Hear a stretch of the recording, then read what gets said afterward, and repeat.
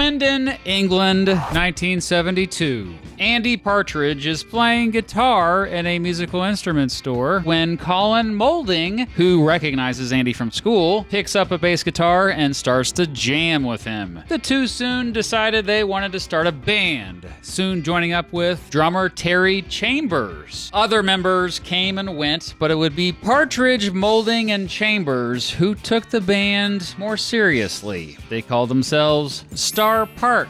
Partridge and Moulding began writing original songs inspired by bands like the Beatles, oh, you've heard of them, and the Monkees. Both would sing and learn to harmonize pretty well. Heck, Chambers even joined them singing while he played drums. The new band soon got gigs and must have been impressive enough since in May 1973, they already got to open for Thin Lizzy. After this, they changed their name to the Helium Kids. Yes, with a Z. In 1974, Partridge became obsessed with the American band New York Dolls and what became known as punk rock. And this heavily influenced his songwriting. Though he never gave up his affection for straight-up pop, he began recording the band and sending in demo tapes to record labels. They began spending a lot more time in London trying to join the burgeoning punk scene there, but never really fitting in, and they changed their name again, inspired by an old Jimmy Durante film in which he yells, "I'm in ecstasy." They began to call themselves XTC. In 1976, Barry Andrews joined the band on keys. On April 19th, 1977, a big moment happened when the influential DJ John Peel watched XTC perform at Upstairs at Ronnie Scott's in London. Well, he was extremely impressed and asked the band to let him record a session for his BBC radio show. This session immediately led to 4 record labels wanting to sign the band. They went with Virgin Records, which might have been the worst choice in hindsight, recording with John Leckie at Abbey Road Studios. Abbey Road. By that fall, they had finished recording what would become their debut studio album, Black Music. The title referred to black comedy, but Virgin Records was worried people wouldn't interpret it that way, so the band changed the album title to White Music.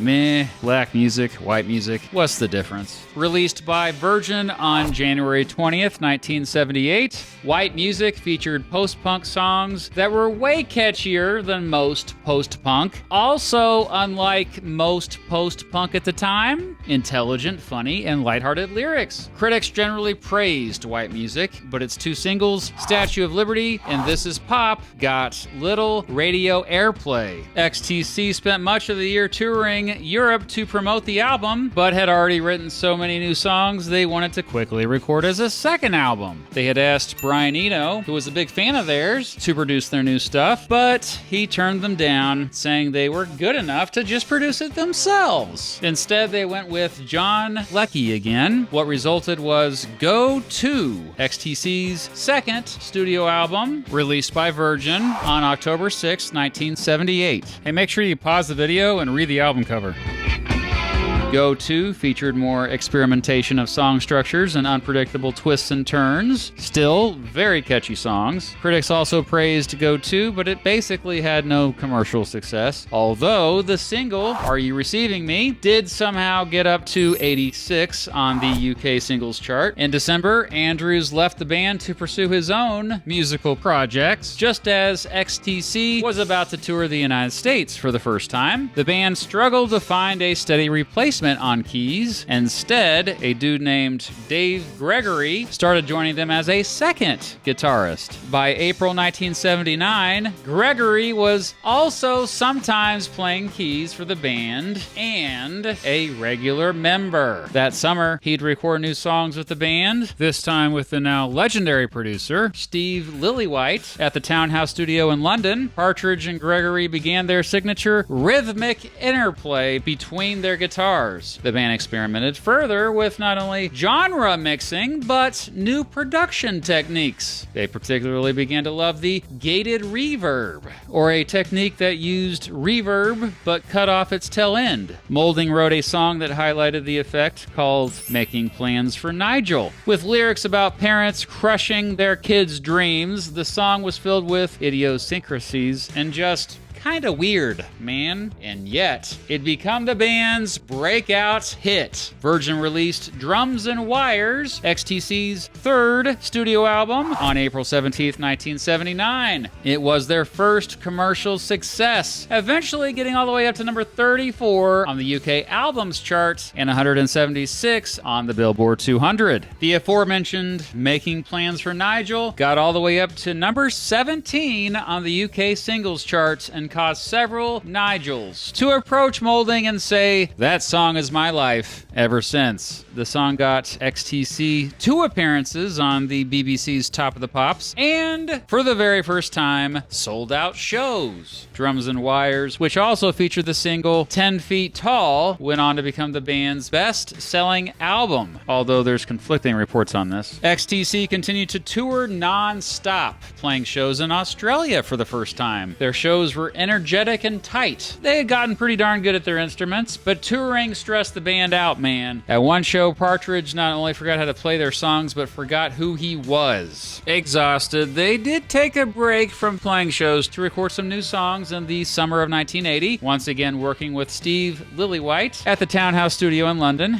What resulted was XTC's fourth studio album, Black Sea, released by Virgin on September 12, 1980. It was another both commercial and critical success, getting up to number 16 on the UK Albums Chart and number 41 on the Billboard 200. Black Sea featured 3 radio hits, Generals and Majors, Towers of London, and Sergeant Rock is Going to Help Me. The BBC banned their fourth single, Respectable Street, because it mentioned abortion and a trademarked name. Another single, the delightful Love at First Sight. XTC continued to relentlessly tour around the world, and despite growing a small, passionate following and opening for The Police, the band, not the actual police, the band began to wonder if touring was worth it. Partridge, in particular, was stressed and losing his mind. After self-medicating with Valium to deal with this stress, Partridge stopped taking it, but then suffered withdrawal and, believe it or not, stage fright after he stopped taking it. By the end of 1980, he was done with playing live shows. However, Virgin Records wouldn't let them stop touring. After touring for the first half of 1981, playing bigger and bigger shows, the band took a break from music before recording new stuff in the fall. In October, they began working with producer Hugh Padgham at the Manor Studio in Oxfordshire. These new songs were more ambitious. They were extremely diverse and explore new genres. One new genre that would dominate XTC's sound from here on out? Pastoral, a type of music that was softer, more folksy, melodic, and associated with a return to nature and a rural culture. What resulted was the band's double album English Settlement, released by Virgin on February 12, 1982. XTC's fifth studio album, it was their most critically acclaimed album yet. English Settlement featured 3 singles, Senses Working Overtime, Ball and Chain, and No Thugs in Our House. English Settlement was also a commercial success, getting all the way up to number 5 on the UK Albums Chart and number 48 on the Billboard 200. However, XTC continued to struggle playing live shows. At a live broadcast show in Paris on March 18th, 1982, Partridge immediately stopped playing and ran off the stage. He'd eventually seek hypnotherapy, but after that didn't help, the band canceled their remaining tour dates. After Partridge disappeared, there were even rumors that he had died. After this, XTC decided to become a studio-only band. No more touring, no more shows. Well,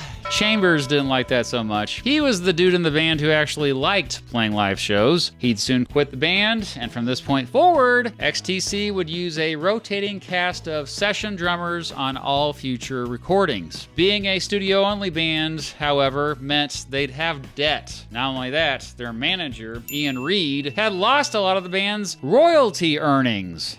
They'd end up firing him and then suing him to get their money back. Over the next couple years, the band would struggle financially so much that Moulding and Gregory had to get jobs working for a car rental rental company to supplement their income. Fortunately for the band, Virgin stuck with them, even giving them loans from future royalty payments. Meanwhile, they kept writing songs, some good stuff too. In the final months of 1982, the band recorded a new record at various studios, this time mostly producing it themselves. Virgin was hesitant to release these new songs though, as they felt none of it was very radio friendly and perhaps too experimental. They forced the band to re-record quite a bit. Finally, on August 20th, 1983, Virgin released Mummer, XTC's sixth studio album. Sure, critics still generally praised it, but it was a flop commercially compared to their previous three albums. Mummer did spawn three singles, Great Fire, Wonderland, and Love on a Farm Boy's Wages, which got modest radio airplay. Their follow-up and seventh studio album, The Big Express, was even more of a flop, despite the band putting significantly more effort into recording it. Released by Virgin on October 15th, 1984, the album featured three singles, All You Pretty Girls, This World Over, and Wake Up.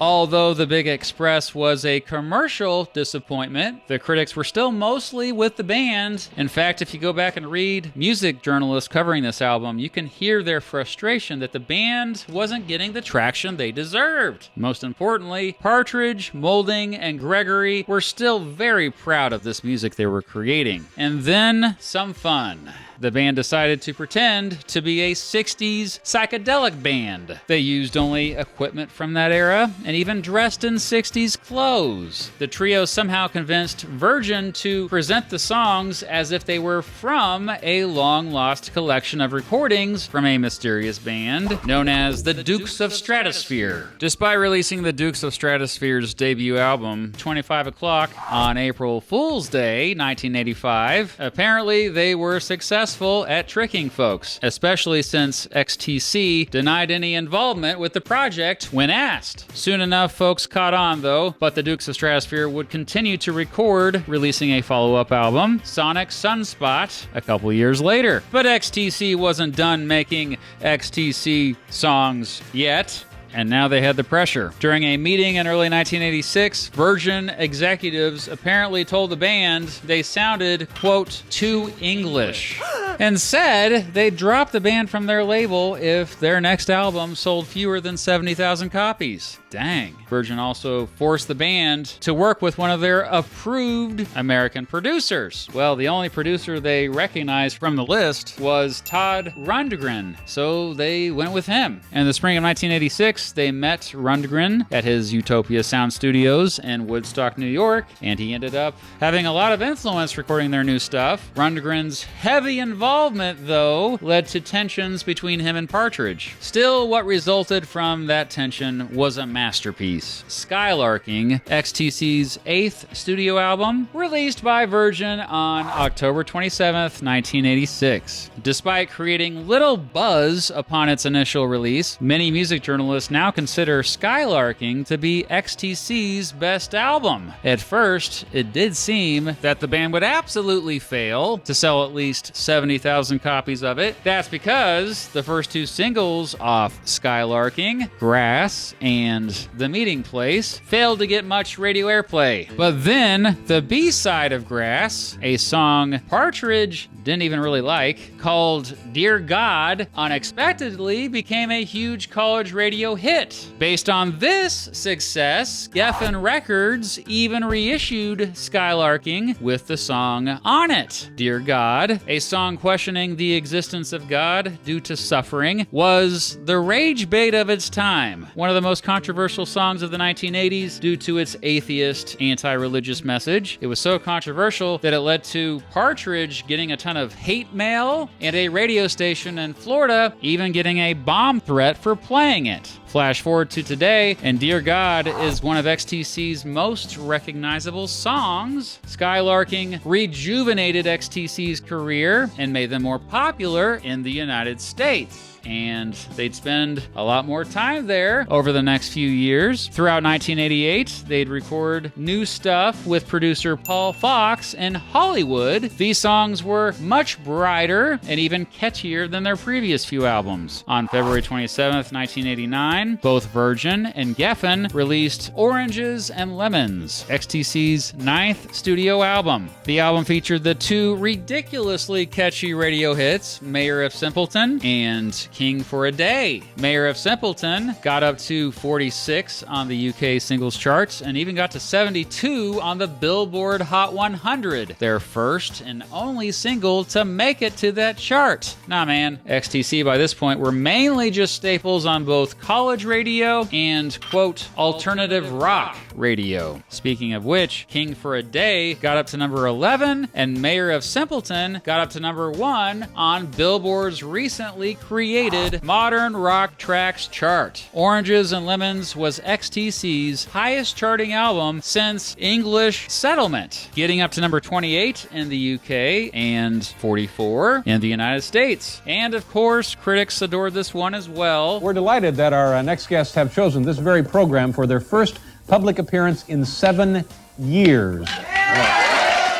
To promote Oranges and Lemons, XTC made some TV appearances, including this big appearance on Late Night with David Letterman. Heck, they even did a short stripped-down acoustic radio tour, including a session at MTV Studios. This appearance would inspire the popular show MTV Unplugged. After returning home to England, the band wrote dozens of new songs, all of which Virgin didn't like, saying that, well, they could do better than that. They once again threatened to drop the band if they didn't write, quote, guaranteed singles. Fortunately for the band, Virgin eventually came around. These new songs lyrically were all over the place, covering topics ranging from politics to history to war and love. They recorded at Chipping Norton Studios in Oxfordshire with producer Gus Dudgeon. What resulted was XTC's 10th studio album, Nonsuch, released by Virgin on April 27th, 1992. Another critical and commercial success, Nonsuch got up to number 28 on the UK albums chart and number 97 on the Billboard 200. But really, the album's success was mainly due to the band being alternative rock darlings. In fact, the Ballad of Peter Pumpkinhead became their second single to top the Modern Rock Tracks chart. Nonsuch also gave us the radio hits, The Disappointed and Dear Madame Barnum. The album was even nominated for a Grammy for Best Alternative Music. After Virgin wouldn't let the song Wrapped in Grey be a single, and after it kept rejecting ideas the band had for their next album, XTC went on strike against their longtime record label. Besides, it's not like Virgin was giving them much money anyway. Well, this strike would last for several years. After a long standoff, the band and Virgin split ways, and Partridge, Moulding, and Gregory finally found themselves freed from not only a difficult label to work with, but from financial debt. By the time that happened, the three had worked on side projects while writing a bunch of new songs. In 1997, Partridge and Moulding decided to self-release a new album and went wild with experimentation. The new stuff was heavily orchestra-based and featured little percussion. Partridge even called it orcoustic, a combination of the words orchestral and acoustic. XTC released Apple Venus Volume 1, their 11th studio album, on February 17th, 1999. While Apple Venus Volume 1 was a big commercial flop, mostly since it sounded unlike anything they had previously released, critics mostly still praised the album, and it featured two singles, Easter Theater and I'd Like That. XTC quickly followed up Apple Venus Volume 1 with, you guessed it, Apple Venus Volume 2, more commonly known as Wasp Star, their 12th and final studio album. Cooking Vinyl Records released it on May 23rd, 2000. Despite being more catchy, more guitar-based, and more similar to their older stuff, Wasp Star was probably their biggest flop yet. And critics weren't even digging it anymore. By that time, Gregory had left the band. For a while, Partridge and Molding tried to keep the band going, but they just couldn't jive. By 2006, it was pretty obvious XTC was over. There was no big announcement, just a quiet fading after more than 3 decades of brilliance. Today, XTC remains one of the most innovative, influential, and criminally underrated bands in rock history. More than nearly all other music, XTC's music represents the moment when punk stopped rejecting pop and started reinventing it. They were among the very first bands to consciously fuse punk energy with classic pop songwriting, studio experimentation, art school sensibility, and self-aware irony. XTC were one of the first new wave bands, but what makes them stand out is how they consistently redefined what pop music sounded like by rejecting mainstream norms. Sure, they always had catchy songs, but they never tried to chase trends. They were not only outsiders in their own genre, but outsiders in their own country, yet undeniably British, which is a big reason why many music historians classify them as the fathers of Britpop. But really, XTC were too eclectic for easy categorization. Record labels consistently found them hard to market. They didn't look or behave like pop stars were supposed to look and behave. They were extremely awkward and dorky. They poked fun at themselves, which is something pop stars just don't do. And that's why I say, despite having a cult following, XTC might just be the most underrated band of all time. I'm telling you. Listen to any of their stuff, and it sounds fresh as ever. I mean, listen to anything they released in 1980, and it sounds like it could have come out today, and yet they are so obscure. We don't even have good records of how many records they sold, for crying out loud. Maybe 2 or 3 million total? That's it? After a recent Showtime documentary that came out, it seems they are just now finally getting some traction online, but still, had fewer than 800,000 monthly listeners on Spotify last I checked. They influenced so many bands, yet were always too clever and cringy for mass appeal, too playful for music snobs, too introverted to court that much attention, and not punk enough for punks. XTC aren't underrated because they failed. They are underrated because they succeeded on their own terms. And those terms simply didn't align with how pop stardom works.